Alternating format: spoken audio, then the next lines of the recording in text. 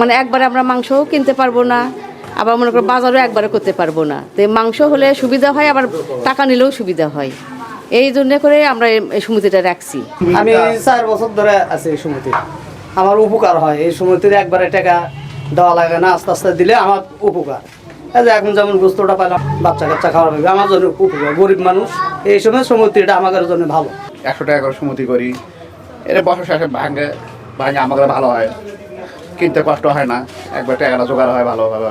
এই একটা ব্যাংকে আপনার মার্কেট করছি, আর একটা ব্যাংকে আপনাদের গোস্ত পাবো। আমি পাড়ায় একটা আমি সমিতি করেছিলাম, আশা নিয়ে পাড়া সবাই জমা করছিল যে আমরা বছর শেষে গোস্ত পাবো।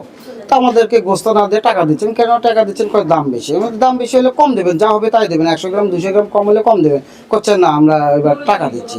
তখন আমার রাগ এসে গেল, জিদ এসে গেল, কেন দেখি তো এটা আমি আমার নিজের উদ্যোগে নিয়ে আমি করতে পারি কিনা।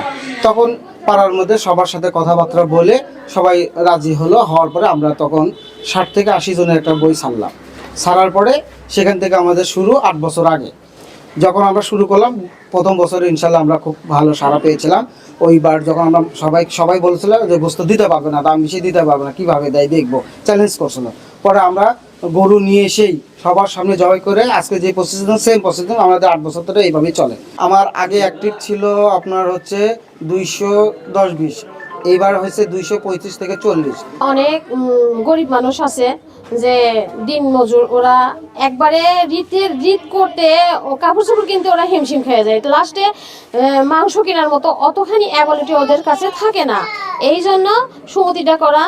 কেউ প্রতি সপ্তাহে 100 দেয়, কেউ মাসে টাকা দেয়, দিয়ে সেই জিনিসটা আমরা একসাথে জড়ো করে এই বছর শেষে মানে 26-27 রমজানে আমরা গরু নিয়ে আসা মাংস ওদেরকে দিই।